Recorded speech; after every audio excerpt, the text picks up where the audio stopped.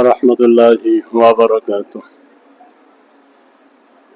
الحمد لله نحمده ونستعينه ونستغفره ونعوذ بالله من شرور أنفسنا ومن سيئات أعمالنا. من يهدي الله فلا مضل له ومن يضلله فلا هادي له. ونشهد أن لا إله إلا الله وحده لا شريك له. ونشهد أن سيدنا وحبيبنا وحبيب مولانا محمد أرسله بالحق بشيرا ونذيرا وداعيا إلى الله بإذنه وسراجا وقمرا منيرا. فقد قال الله تعالى في كلامه المجيد والفرقانه الحميد. أعوذ بالله من الشيطان الرجيم. بسم الله الرحمن الرحيم. وإنما توفون أجوركم يوم القيامة إلى آخر الآية. أو كما قال عليه الصلاة والسلام لا يدخل الجنة جسد غزي بالحرام إلى آخر الحديث. إن الله وملائكته يصلون على النبي يا أيها الذين آمنوا صلوا عليه وسلموا تسليما.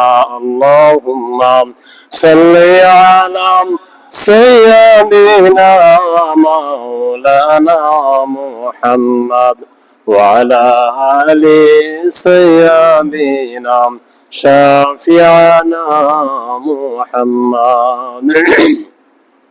আলহামদুলিল্লাহ, সমস্ত তারিফ ও প্রশংসা মহান আল্লাহ রাব্বুল ইজ্জত ওয়া জালালের দরবারে, যে মহান আল্লাহ রাব্বুল আলামিন জিলহজ মাসের তৃতীয় জুমায় জুমার নামাজ আদায় করার জন্য আমাদের সকলকে দুনিয়াবী কাজকর্ম থেকে ফারেক করে পবিত্রতা অর্জন করে সুস্থ শরীরে তার উত্তম জায়গা মসজিদ ঘরে আসার বসার তৌফিক দান করেছে।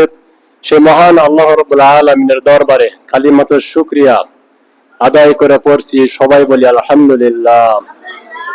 লক্ষ কোটি দরুদ বিশ্ব নবী, বিশ্ব নেতা, যে নবী আইয়ামে জাহিলিয়াতের যুগে আগমন করেছেন, অসভ্য মানুষগুলোকে সভ্য বানিয়েছেন, অভদ্র মানুষগুলোকে ভদ্র বানিয়েছেন, কোরআন নামক সংবিধান দিয়ে কোরআনের রাজ কায়েম করে সোনালী যুগ উপহার দিয়ে পাক মদিনায় শায়িত আছেন। সেই মহান নেতা, সেই বিশ্ব নবীর প্রতি আমরা মহব্বতের সহিত দুরুদ সালাম পেশ করছি। সবাই বলি সাল্লাল্লাহু আলাইহি ওয়াসাল্লাম। অন্তিম কাল সবার আসবে, এটা সবার আসবে, আসবে না? সবারই আসবে। তবে একটা জিনিস, এখনো বুড়াই হয়নি, আসবে কখন নাকি? হ্যাঁ, লাঠি ঢোকা দেওয়া লাগবে, চোখে কয়েকবার ছানি কাটা লাগবে, দাঁত পড়ে যাবে, মাথার চুল উঠে একবারে তেলতেলা ট্রাক পড়ে যাবে। এরকম হলে না কি? ওই যে একটা আমি কথা বলেছিলাম, ইয়াকুব আলাইহিস সালাম বলেছিলেন যে হে মালাকুল মউত, তুমি তো জান কবজ করো, তা আমাকে খবর দিও। কি তুমি আমার জানটা কবে কবজ করবে, এটা আমাকে খবর দিও। হ্যাঁ, হুট্টো করে জান চলে এসো না, আমার জানটা কবজ করার আগেই তুমি আমাকে খবর দিয়ে দিও, যাতে করে আমি প্রস্তুতি গ্রহণ করতে পারি। ইস, এরকম যদি হতো অবস্থা, আজরাইল তুমি তো অবশ্যই আমার জান কবজ করবা, তা আমাকে খবর দিও ভাই। তাহলে আমি কি একাম কুকাম যা করতেছি খবর দিবা এক সপ্তাহ আগে, ওই এক সপ্তাহে একবারে ওলিয়া উলিয়া গাউজ কুতুব হয়ে যাব। কি তো বা 1000 বার করে নেব। হ্যাঁ, এই যদি হতো অবস্থা, তাহলে সবাই এই কাজটাই করতো। কিন্তু এটা কি সুযোগ আছে? নাই। ইয়াকুব আলাইহিস সালাম বলে, হে মালাকুল মউত, আমি কবে মৃত্যুবরণ করব তুমি এটা আমারে জানাবা। এবার এই কথা শুনে মালাকুল মউত বলে, আল্লাহর পয়গম্বর, আপনি যখন মৃত্যুবরণ করবেন, মৃত্যুর আগে আপনার সামনে 3টা বার্তা চলে আসবে। কয়টা? 3টা বার্তা চলে আসবে। এই 3টা বার্তা যখন আপনার সামনে চলে আসবে, বুঝে নেবেন মৃত্যু আপনার জন্য অনিবার্য। মৃত্যু অনিবার্য, এই তিনটা বার্তা চলে আসলে। ইয়াকুব আলাইহিস সালাম বলে, তিনটা বার্তা আমার কাছে আসবে? হ্যাঁ, তিনটা বার্তা আপনার কাছে আসবে। তাহলে ঠিক আছে। এখন ইয়াকুব আলাইহিস সালাম মনে করেছে যে আমি যেহেতু আজরাইলকে বলেছি যে জান কবজ করার আগে আমাকে জানাই দিয়ে, আর আজরাইল যেহেতু বলেছে তিনটা বার্তা আসবে, তাহলে এই তিনটা বার্তা মনে হয় আজরাইল আমাকে দিয়ে যাবে। হ্যাঁ, এই অপেক্ষায় সে বাস চলতেছে, সে তো পয়গম্বর আল্লাহর। হঠাৎ করে একদিন মালাকুল মউত ইব্রাহিম আলাইহিস ইয়াকুব আলাইহিস সালামের সামনে দাঁড়ানো। ইয়াকুব আলাইহিস সালাম মালাকুল মউতকে দেখে বলে, মালাকুল মউত ভাই, কেন আমার সামনে? সব খবরটা আমি জানবার চাই। মালাকুল মউতকে দেখে ইয়াকুব যখন এই কথা বলে, মালাকুল মউত বলে, রেডি হয়ে যান, আপনার জানটা এবার কবজ করব। আপনি তৈরি হন, আপনার জান কবজ করব। এবার ইয়াকুব আলাইহিস সালাম বলে, এই আপনাকে না বললাম যে আমার মৃত্যুর সময় হলে তার আগে আমাকে জানাই দিবেন, আপনি আমাকে জানান নাই কেন? আজকে হঠাৎ করে বলতেছেন আমার জান কবজ করবেন। আপনি বলে গেলেন তিনটা বার্তা দিবেন, কই আমাকে তো বার্তা দেন নাই। মালাকুল মউত বলে, আল্লাহর পয়গম্বর, আপনার কাছে তিনটা বার্তায় পৌঁছানো হয়েছে, কিন্তু আপনি টেরই পান নাই। তিনটা বার্তা আপনাকে দেওয়া হয়েছে, কিন্তু আপনি টের পান নাই। একটা বার লক্ষ্য করে দেখুন, একটা বার্তা হলো আপনার মাথার চুল সাদা হয়ে গেছে, আপনার মাথার চুলগুলো সাদা হয়ে গেছে, দাঁতটা লড়বড় হয়ে গেছে। এইটা হলো একটা বার্তা, আপনার মধ্যে আছে কিনা? ইয়াকুব আলাইহিস সালাম বলে, সত্যি তো রে আমার, আমি যখন জন্মগ্রহণ করলাম তারপর থেকেই তো দেখি মাথার চুলগুলো কি কালো কিসকিস, কিন্তু এখন দেখি কালো কিসকিস আর নাই, সাদায় তো পরিণত হয়ে গেছে। বার্তা তো ঠিকই এসে গেছে। দ্বিতীয় বার্তা হলো আল্লাহর পয়গম্বর, চোখে ছানি পড়ে যাবে, চোখে কম দেখবেন, দাঁত গুলো লড়বে, দাঁত খুলে খুলে পড়ে যাবে। এইটা হলো একটা বার্তা। ইয়াকুব আলাইহিস সালাম বলে, ঠিকই তো রে, চোখে তো আগের মতো আর ভালো দেখি না, এখন ঝাপসা দেখি রে।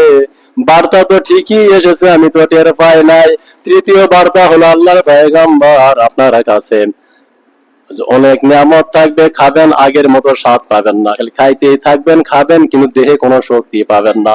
এখন যেটাই খাগা দিয়ে শক্তি বাড়ে, ও কি একটু ভিটামিন খেলে তো একবার পাথর ঘুষায় ভেঙে ফেলে কি, কিন্তু বৃদ্ধ বয়সে ওই উঠ হাতে ডোম্বা খালে আর কাজ হবে না, হয়ে গেছে। যতই খাবেন ততই যেন আপনার কেমন জানি লাগবে, হজম শক্তি কমে যাবে, দেহে শক্তি বল পাবেন না, মাজাটা হেলে যাবে, লাঠি ঢোকা দিয়ে দিবেন। এটা হলো একটা বার্তা। ইয়াকুব আলাইহিস সালাম আফসোস করে বলে, রে আজরাইল, ঠিকই তো রে, আমার আল্লাহ আমার কাছে বার্তাগুলো পৌঁছায় দিয়েছে, আমি তো এগুলো খেয়াল করি নাই। আজকে আমরা যারা এখানে নামাজ পড়তে আসছি, আমাদের মধ্যে বার্তা আছে না নাই? হ্যাঁ আছে। আমি এই যে চুল সাদা হয়েছে না হয় নাই, হ্যাঁ, এখন আমাকে অলরেডি একটা চশমা নিছি 125, দূরে তাও দেখা যায়, কাছে দেখা যায় না। আজকে ভুল করে চশমা ছাড়ে চলে আসছি, বুঝে গেছে। তার মানে আমার কাছে অলরেডি বার্তা চলে আসছে। হ্যাঁ, এখন মাজরা হয়তো সোজা আছে, বুঝে গেছে, আর কয়দিন পর এটাও হাইলে যাবে। কি অনেকের এরকম হাইলে গেছেও। এরপরেও যদি বলি আমি, এত তাড়াতাড়ি নামাজ, এত তাড়াতাড়ি মসজিদ, এত তাড়াতাড়ি রোজা, বেটা আর একটু বয়স হয়ে এলো কি, এটা মূর্খামি ছাড়া কিচ্ছু না, মূর্খামি ছাড়া কিচ্ছু না। নবী আমার বলেন, যুবক বয়সের ইবাদত সবচাইতে গ্রহণযোগ্য। দাঁত ভালো আছে, চোখ ভালো আছে, দেহে শক্তি আছে, রুকু সেজদা করতেই মজা লাগে। হ্যাঁ, সঠিকভাবে রুকু সেজদা গুলো করতে পারি, মাখরাজ আদায় করে কোরআন তেলাওয়াত করতে পারি, ইদগাম ইজহার ইখফা যা আছে গোষ্ঠী শুদ্ধ আদায় করে করে পড়তে পারি, হয়ে গেছে। এই ইবাদতটা আল্লাহর গ্রহণযোগ্য। বুড়া হয়ে গেছে, দাঁত পড়ে গেছে, আলহামদুলিল্লাহ রাব্বিল আলামিন, বাস শেষ। কি হবে? চলবে? চলবে না। ওই সময় আমরা এখানে আসছি, এক হাজী সাহেব বলতেছে, আমার আব্বা যখন হজে গেছিল, হজের থেকে আসে বলতেছে, বাবা আমাকে বাংলাদেশের লোকেরাই বৃদ্ধ লোক, অন্যান্য দেশের জোয়ান তাগড়া সবাই ডাটে সব হজ পালন করতেছে, হজের কাজগুলো শক্তিশালী লোক লাগে, আর আমাকে বাংলাদেশের লোকেরা চলবে না, অচল, বুঝে গেছে। এখন আর পাপ করার সময় না, এখন আর মাপ লিয়ে আসে, তখন যায় মক্কা মদিনা। স্যার এইরকম ওরা যায় মক্কা মদিনা, আর কিছু সংখ্যক আমরা দরিদ্র শ্রেণীর লোক আছি, মক্কা মদিনা যাওয়ার ক্ষমতা নাই, এবার মসজিদের দিকে যাই। কি এই মসজিদ ধরে, মসজিদে আসে কি কয়, রুকু সেজদা ঠিক মতো করতে পারি না হুজুর, টেবিলে চেয়ারে বসে কি নামাজ হবে?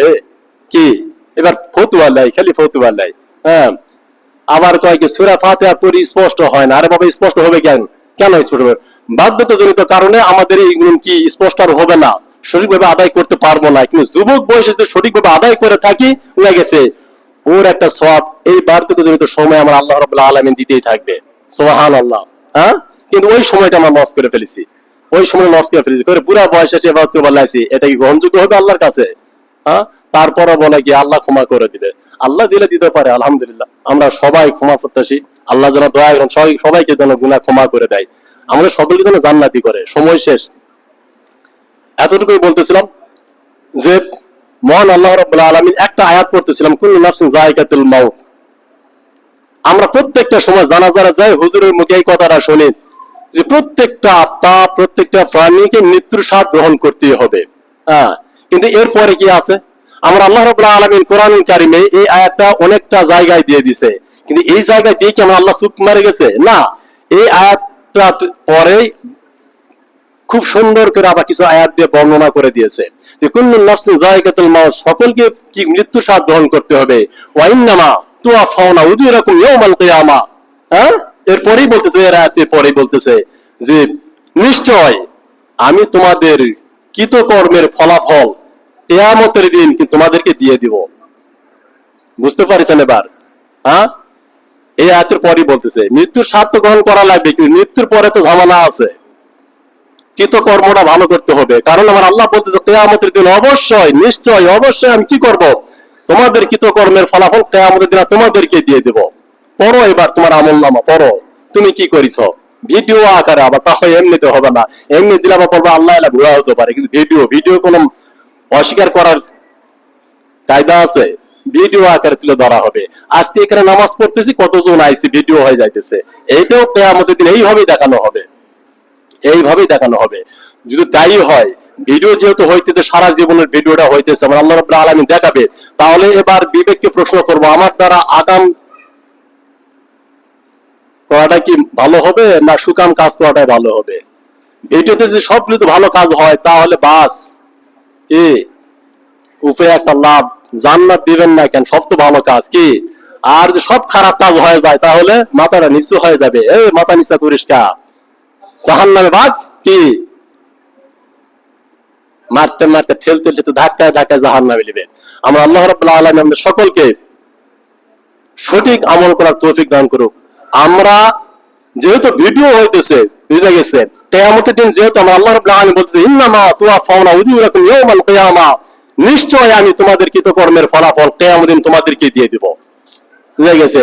তাহলে এখন আমরা যদি আজকে নামাজ পড়তে আসি, আসর নামাজ না পড়ি, তো কিয়ামতের দিন দেখা যাবে যে হলো জিলহজ মাসের তৃতীয় জুমায় জুমার নামাজ আমার এই বান্দারা পড়ছে না, আসে না আমাদের সময় খুঁজে পাওয়া যায় নাই, তাহলে কেমন হবে? হ্যাঁ, তাহলে কি আল্লাহ পায়ে পড়ি আল্লাহ মাফ করে দে, মাফ করে দে, নাকি হবে? হবে না। বিধায় আমরা 5 ওয়াক্ত নামাজ পড়বো এবং সৎ কাজ করব, সত্য কথা বলবো, হালাল রুজি রোজগার করে খাবো। আল্লাহ সবাইকে এই আমলটা তৌফিক দান করুন, আমিন। ওয়া আখিরু দাওয়ানা আলহামদুলিল্লাহি রাব্বিল আলামিন। আমরা সকলে যারা সুন্নাত নামাজ আদায় করি নাই, আদায় করতে পারি ইনশাআল্লাহ। এটা